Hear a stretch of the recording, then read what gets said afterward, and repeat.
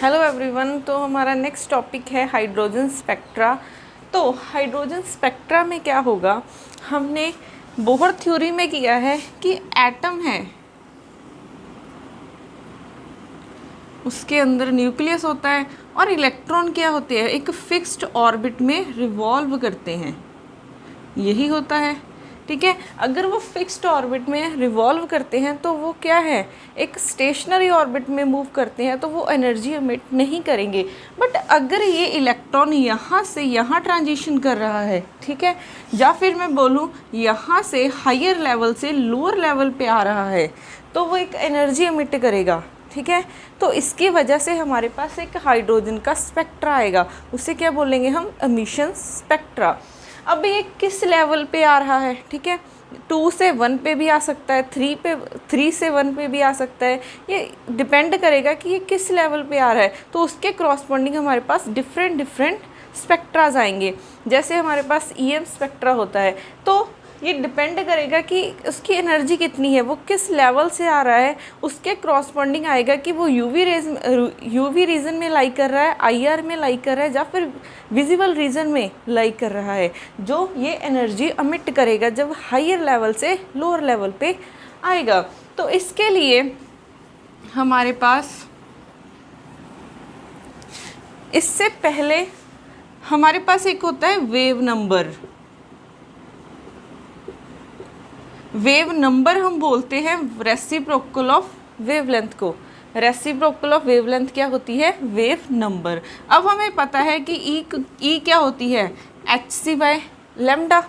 ठीक है, तो यहाँ से मैं 1/λ की वैल्यू पुट करूँ तो वो क्या आ जाएगी, E/hc। तो ये आ जाएगा मेरे पास E/hc।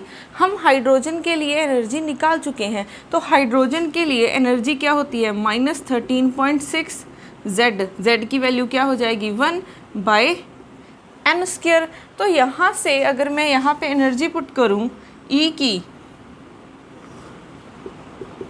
तो आ जाएगा -13.6/hc, साथ में क्या आ जाएगा, 1/n²।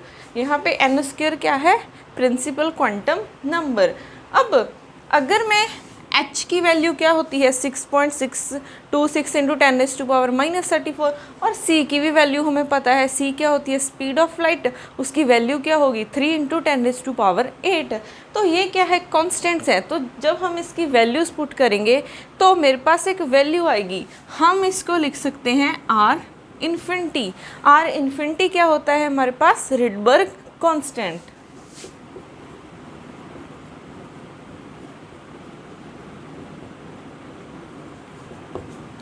ठीक है, तो रिडबर्ग कांस्टेंट की वैल्यू क्या होती है, 13.6/hc। तो जब हम इसकी वैल्यूज पुट करेंगे तो R इन्फिनिटी की वैल्यू आएगी 1.097 × 10⁻⁷ पर मीटर। ठीक है, तो इसकी ये वैल्यू आएगी। तो यहाँ से हमारे पास जो वेव नंबर है वो क्या बन जाएगा, वेव नंबर बन जाएगा हमारे पास -R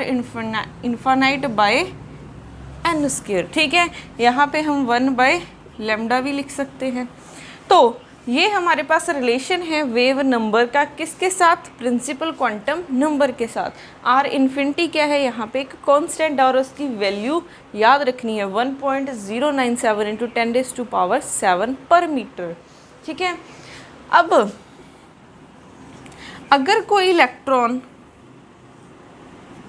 ठीक है, ये है E2 लेवल है, ये E1 लेवल है, तो यहाँ से मेरे पास इस लेवल पे आ रहा है, हायर लेवल से लोअर लेवल पे आ रहा है, तो डेल्टा E क्या हो जाएगा, E2 - E1 हो जाएगा।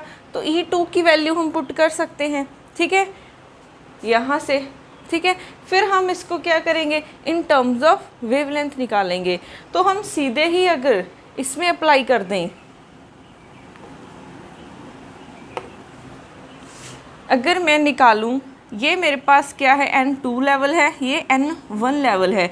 तो चेंज इन वेवलेंथ क्या हो जाएगी, जब इलेक्ट्रॉन यहाँ से यहाँ आएगा तभी तो वो एनर्जी रेडिएशन सबमिट करेगा। वो रेडिएशन की वेवलेंथ क्या होगी वो यहाँ से हमें पता चलेगा, ठीक है। जब इलेक्ट्रॉन N2 लेवल से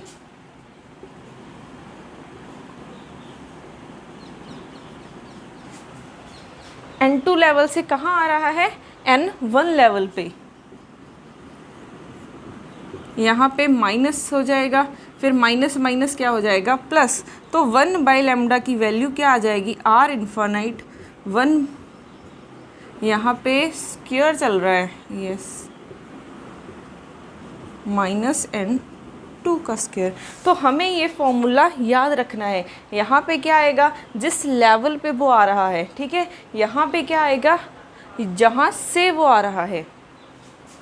तो ये बहुत इम्पॉर्टेंट रिलेशन है, ये याद रखना है।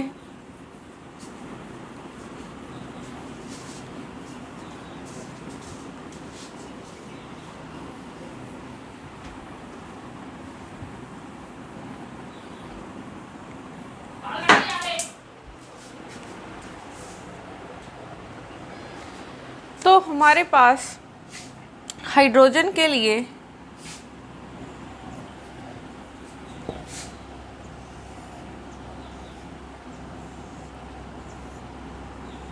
ये N1 स्टेट हो जाएगी, ये N2 स्टेट हो जाएगी, ये N3 होती है, ये N4, N5 और अप टू सो ऑन।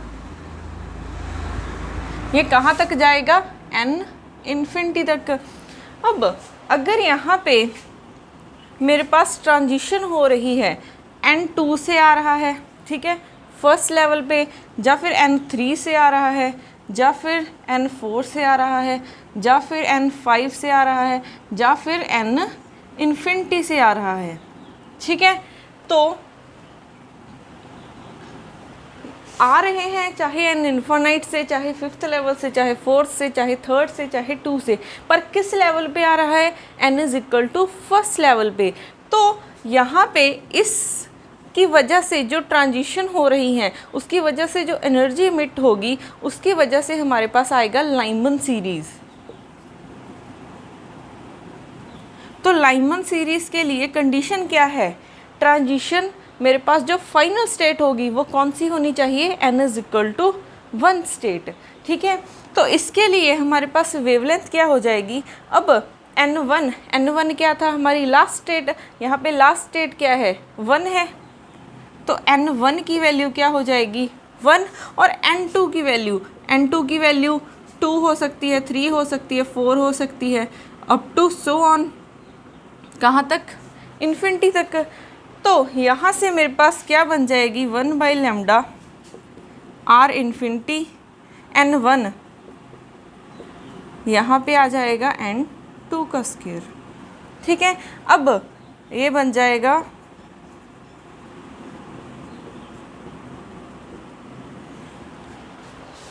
अब N2 की वैल्यू 2 भी हो सकती है, 3 भी हो सकती है, 4 भी हो सकती है। अब हमें एक रिलेशन पता है, E क्या होता है, hc/λ होता है। अब यहाँ से मेरे पास इसको हम लिख सकते हैं λ इज इक्वल टू hc/ΔE।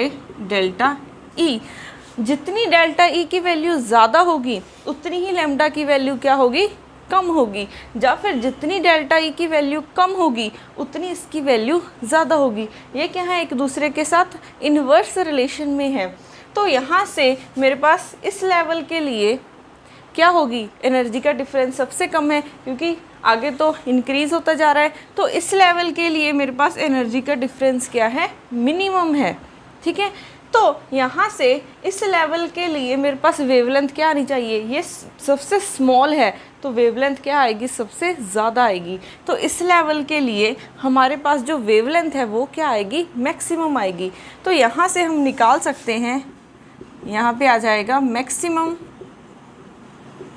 ये कहाँ से कहाँ ट्रांजिशन हो रही है, N2 से N1 पे। तो ये आ जाएगी 3/4 R इन्फिनिटी, ठीक है। ये थी हमारे पास मैक्सिमम वेवलेंथ। मिनिमम वेवलेंथ कब आएगी? जब डेल्टा ई की वैल्यू लार्ज हो जाएगी। डेल्टा ई की वैल्यू लार्ज कब होगी? जब यहाँ से इन्फानाइट तक मेरे पास ट्रांजिशन होगी। तो मिनिमम वेवलेंथ के लिए कंडीशन क्या है? यहाँ पे ट्रांजिशन कहाँ से कहाँ होनी चाहिए? n इन्फिनिटी से n1 तक। मिनिमम वेवलेंथ के लिए क्या हो जाएगा? इन्फिनिटी आ जाएगी, 1/∞ 0, तो ये आ जाएगा r इन्फिनिटी। ठीक है, तो ये आ जाएगी हमारे पास मिनिमम वेवलेंथ। तो ध्यान रखना है, सिर्फ ये रिलेशन पता होना चाहिए आपको कि वेवलेंथ मैक्सिमम और मिनिमम कब आएगी। ये डिपेंड करेगा एनर्जी लेवल पे। ठीक है, 2 लेवल्स में एनर्जी का डिफरेंस कितना है। अब जो फर्स्ट लाइन है मेरे पास, ये लाइन है जब n2 से n1 तक ट्रांजिशन आ रही है, इसको बोलते हैं हम L अल्फ़ा लाइन। तो ये क्या है? L अल्फ़ा लाइन्स के लिए है वेवलेंथ। सेकेंड लाइन जब n3 से n1 तक हो रही है ट्रांजिशन, तो उसको बोलते हैं L बीटा। जब n4 से मेरे पास हो रही है ट्रांजिशन n1 तक, तो उसे बोलते हैं n गामा। ऐसे ही यहाँ पे क्या हो जाएगा? n infinite. ये क्या है? मेरा लिमिट सीरीज़ है, लिमिट पॉइंट है। ठीक है, इससे ज़्यादा तो नहीं हो सकती। तो ये क्या है? मेरी लिमिट पॉइंट है सीरीज़ का। तो ये हो जाएगी मेरे पास L इन्फिनिटी के लिए वेवलेंथ। अब सिर्फ याद ये रखना है कि लाइमन सीरीज़ के लिए जो मेरे पास फाइनल स्टेट है वो क्या होनी चाहिए? n = 1।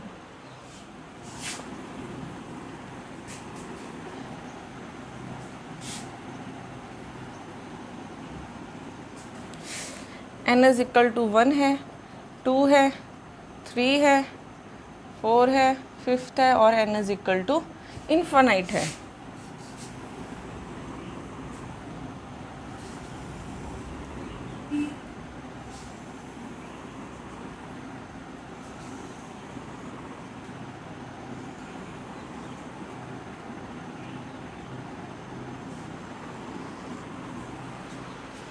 अब नेक्स्ट सीरीज़ करते हैं।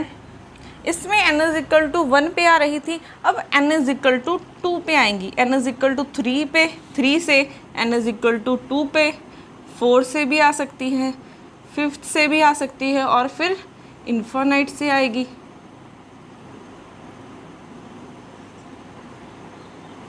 ठीक है, तो जब मेरे पास फाइनल स्टेट n2 होती है तो उस सीरीज़ को हम बोलते हैं बाल्मर सीरीज़। तो यहाँ पे n = 1 था, यहाँ पे क्या आ गया? n = 2। इसके लिए जो फर्स्ट लाइन है इसको हम बोलेंगे फर्स्ट लाइन, ये हो जाएगी सेकेंड लाइन, ये हो जाएगी थर्ड, ये फोर्थ, ऐसे ही ये क्या हो जाएगी? हमारी लास्ट लाइन। तो यहाँ पे जब ट्रांजिशन n = 3 से 2 पे हो रही है तो उसको बोलेंगे हम फर्स्ट लाइन। जब ट्रांजिशन n = 4 से मेरे पास n = 2 तक हो रही है तो उसे बोलेंगे हम सेकेंड लाइन। ऐसे ही ये थर्ड लाइन हो जाएगी, ये थर्ड हो जाएगी, ऐसे ही ये n इन्फानाइट हो जाएगी। तो यहाँ पे जैसे इसको L अल्फ़ा लिखा था, फर्स्ट लाइन को हम बोलते हैं H अल्फ़ा, इसको बोलते हैं हम H बीटा, इसको बोलेंगे H गामा। ऐसे ही ये क्या हो जाएगी? H infinite. इसमें भी हमारे पास मैक्सिमम वेवलेंथ कब होगी और मिनिमम वेवलेंथ कब होगी, उससे पहले यहाँ पे हमारे पास रिलेशन है ये। ठीक है, अब फाइनल स्टेट कौन सी है? n1 क्या है हमारा? 2 है। और n2 की वैल्यूज़ क्या हो सकती हैं? या तो 3 से आ सकता है, 4 से आ सकता है, या फिर इन्फानाइट से। तो 3 से आ सकता है, 4 से आ सकता है, 5th से आ सकता है, या फिर इन्फानाइट से आ सकता है। तो ऐसे यहाँ पे अब वैल्यू क्या आ जाएगी? 1/4 जब यहाँ पे 2 पुट करेंगे। ठीक है, अब n2 की वैल्यूज़ हम 3, 4, 5 या फिर इन्फानाइट तक पुट कर सकते हैं। अब इसमें भी सेम प्रोसीजर है, जितनी डेल्टा ई की वैल्यू स्मॉल होगी उतनी वेवलेंथ क्या आएगी? मैक्सिमम आएगी। तो मैक्सिमम वेवलेंथ के लिए ट्रांजिशन कहाँ से कहाँ होनी चाहिए? n = 3 से n = 2 तक। तो यहाँ पे 1/4, यहाँ पे आ जाएगा 1/9। तो ये हो जाएगा 9 - 4 5/36 आर इन्फानाइट। अब मिनिमम वेवलेंथ के लिए डेल्टा ई की वैल्यू क्या होनी चाहिए, लार्ज होनी चाहिए, तभी जो मेरा लैम्डा है वो क्या आएगा, मिनिमम आएगा। तो यहाँ पे क्या होगा 1/4, ये तो हमारा फिक्स है, बट n2 की वैल्यू क्या हो जाएगी, इन्फानाइट। तो यहाँ से आ जाएगा मेरे पास /4, ये हो जाएगी मैक्सिमम वेवलेंथ, ये क्या हो जाएगी हमारे पास मिनिमम वेवलेंथ। नेक्स्ट है हमारे पास, ये थी सेकेंड सीरीज, अब है थर्ड सीरीज। अब ट्रांजिशन फाइनल स्टेट कौन सी होगी मेरी, n=3। n=3 क्या है मेरी फाइनल स्टेट है। यहाँ से भी हो सकती है ट्रांजिशन, यहाँ से भी हो सकती है, ठीक है। तो जब मेरे पास फाइनल स्टेट क्या है, n=3 है, तो उसको हम बोलते हैं पैस्चन सीरीज। तो इस सीरीज के लिए हमारे पास जो ट्रांजिशन है उसके लिए फाइनल स्टेट कौन सी होनी चाहिए, n=3। सिमिलर इसके लिए भी फर्स्ट लाइन हम जब n=4 से 5th तक ट्रांजिशन, सॉरी n=4 से 3rd तक होगी, तो उसे हम बोलेंगे फर्स्ट लाइन। ये हो जाएगी मेरे पास जब n=5 से n=3 तक आएंगे तो मेरे पास कौन सी होगी, सेकेंड लाइन होगी इस सीरीज़ के लिए। अब इसको भी हम नेम दे सकते हैं, इसको बोलेंगे हम p अल्फ़ा लाइन, ये हो जाएगी p बीटा लाइन, ऐसे ही ये क्या हो जाएगी p इन्फानाइट। सिमिलर वे में जैसे हमने यहाँ पे निकाली है मैक्सिमम और मिनिमम वेवलेंथ, यहाँ पे भी हम निकाल सकते हैं।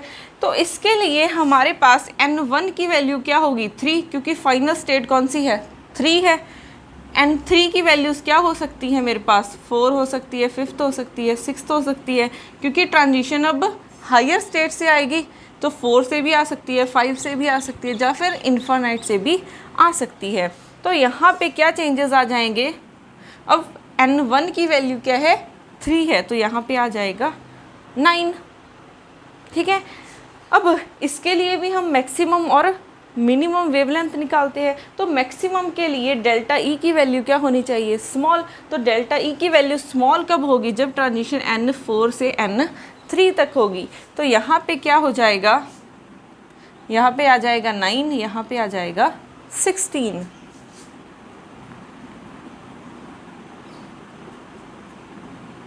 ठीक है, तो इसकी वैल्यू आ जाएगी यहाँ से 16 - 9। तो इसे कैलकुलेट करके, ठीक है, आर इन्फानाइट की वैल्यू पुट करके, तो मेरे पास जो वेवलेंथ आएगी वो क्या आएगी, मैक्सिमम आएगी। अब मिनिमम वेवलेंथ के लिए डेल्टा ई की वैल्यू क्या होनी चाहिए, लार्ज। तो डेल्टा ई की वैल्यू लार्ज होने के लिए ट्रांजिशन कहाँ से कहाँ होनी चाहिए, n इन्फानाइट से n3 तक। तो यहाँ पे आ जाएगा 9 आ जाएगा यहाँ पे, क्योंकि फाइनल स्टेट कौन सी है हमारी, 3rd है, और लास्ट स्टेट कौन सी है जहाँ से आ रहा है वो क्या है, इन्फानाइट। तो इसके लिए मिनिमम वेवलेंथ क्या हो जाएगी, r इन्फिनिटी डिवाइडेड बाय 9। तो यहाँ पे मेरे पास n=1 स्टेट फाइनल स्टेट थी, यहाँ पे n=2 था, यहाँ पे n=3 था। अब आती है 4th, जब मेरे पास ट्रांजिशन यहाँ से होगी,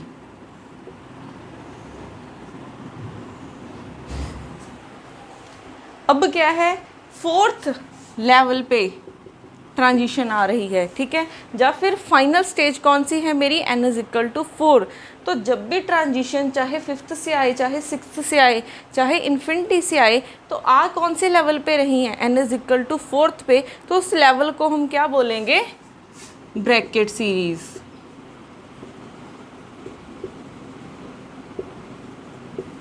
तो ब्रैकेट सीरीज के लिए फाइनल स्टेज हमारी कौन सी होनी चाहिए, n=4। तो यहाँ पे भी हमारी फर्स्ट लाइन कौन सी होगी, ये वाली, जब ट्रांजिशन n=5th से आ रही है। 4th ये हमारी फर्स्ट लाइन है, इसको बोल सकते हैं हम बीटा, b अल्फ़ा, ठीक है, b अल्फ़ा। ये फर्स्ट लाइन है, ये क्या हो जाएगी n is equal to 6th से जब 4th पे आ रही है तो ये क्या हो जाएगी b बीटा। ये हमारी क्या है सेकेंड लाइन है। ऐसे ही इन्फिनिटी वाली क्या हो जाएगी b इन्फिनिटी। अब यहाँ पे 4th के लिए अब है मेरे पास वैल्यू क्या होगी, फाइनल स्टेज 4 है, तो यहाँ पे ट्रांजिशन कहाँ से कहाँ तक होगी, या तो 5th से आ सकती है, 6th से आ सकती है, या फिर 7th से आ सकती है। तो यहाँ पे अब n1 की वैल्यू क्या है 4 है, तो यहाँ पे 16 आ जाएगा। n2 की वैल्यू अब 5 भी हो सकती है, 6 भी हो सकती है, 7 भी हो सकती है, या फिर इन्फिनिटी भी हो सकती है। अब यहाँ पे अगर हम देखें मैक्सिमम और मिनिमम वेवलेंथ निकालें, मैक्सिमम वेवलेंथ के लिए डेल्टा ई की वैल्यू स्मॉल होनी चाहिए। तो डेल्टा ई की वैल्यू स्मॉल कब होगी, जब transition n is equal to 5th to n is equal to 4 तक होगी। तो यहाँ पे मैक्सिमम वेवलेंथ कैसे निकलेगी, यहाँ पे हो जाएगा 16, यहाँ पे हो जाएगा 25 हो जाएगा, यहाँ पे 25। अब ये निकल जाएगी हमारी मैक्सिमम वेवलेंथ। मिनिमम वेवलेंथ के लिए ट्रांजिशन कहाँ से कहाँ होनी चाहिए, मिनिमम के लिए डेल्टा ई की वैल्यू लार्ज होनी चाहिए। लार्ज कब होगी, जब transition n is equal to infinity से n इज इक्वल टू 4 तक होगी। तो यहाँ पे आ जाएगा मेरे पास 16, यहाँ पे इन्फानाइट आ जाएगा, क्योंकि फाइनल स्टेज हमारी 4th है और इनिशियल स्टेज कौन सी है, इन्फानाइट। तो ऐसे हमारे पास मिनिमम वेवलेंथ निकल जाएगी। अब है हमारे पास लास्ट सीरीज इसकी, अब n is equal to 5th पे ट्रांजिशन होगी। यहाँ पे लेवल बना लेते हैं,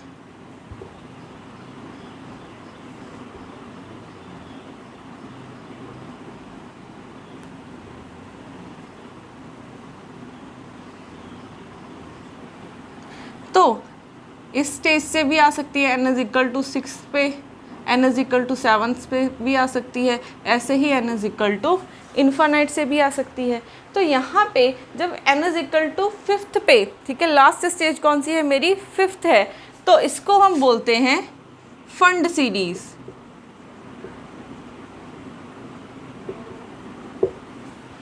तो फंड सीरीज के लिए हमारे पास लास्ट कौन सी होनी चाहिए स्टेज, 5th स्टेट।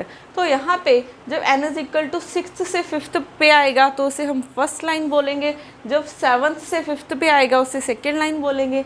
ऐसे ही इन्फानाइट से जब ये आ जाएगा तो वो L मेरे पास P इन्फानाइट हो जाएगा। तो हम इसको लिख सकते हैं P अल्फ़ा, ये हो जाएगी P बीटा। इसके यहाँ पे F डाल लो, क्योंकि P पहले भी हम लिख चुके हैं यहाँ पे।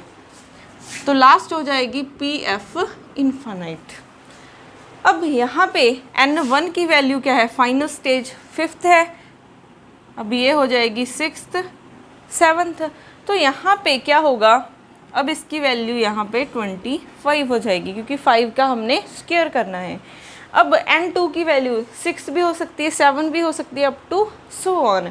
अब यहाँ पे जब हम मैक्सिमम और मिनिमम वेवलेंथ निकालेंगे तो मैक्सिमम वेवलेंथ के लिए मेरे पास यही है minimum value of delta E.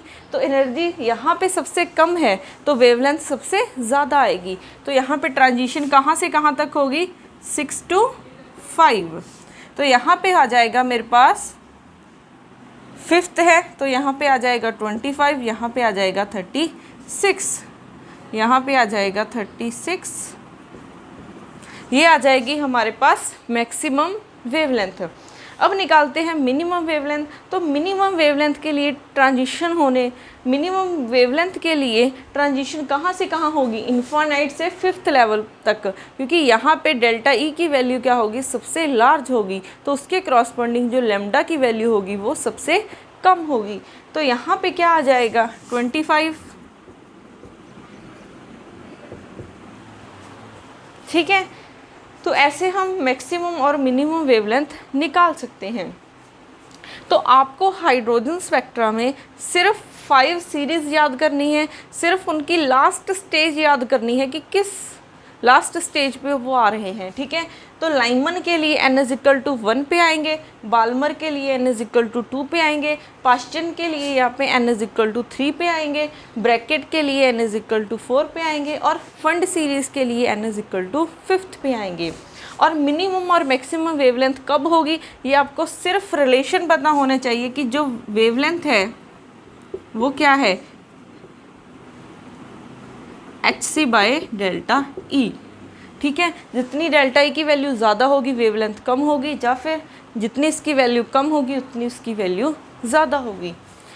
तो अब हम देखते हैं कि जो लाइमन सीरीज़ है उसके करस्पॉन्डिंग जो एमिशंस हो रही हैं, वो एनर्जी एमिट कर रहा है, वो किस रीजन में लाई कर रहा है, वो लाई करता है यूवी रीजन में। इलेक्ट्रोमैग्नेटिक स्पेक्ट्रा के यूवी रीजन में लेमन सीरीज़ लाई करती है। बाल्मर सीरीज़ किस में लाई करती है, आईआर स्पेक्ट्रा में। ठीक है, ये आईआर रीजन में लाई करती है। ये मेरे पास होता है विजिबल रीजन में, बाल्मर सीरीज़ होती है मेरे पास विजिबल रीजन में, ये तीनों होती हैं आईआर रीजन में, ये भी आईआर, ये भी आईआर रीजन में। तो ये भी याद होना चाहिए, फर्स्ट है यूवी रीजन में, ये क्या है विजिबल रीजन में, ये तीनों क्या है आईआर रीजन में लाई करती हैं।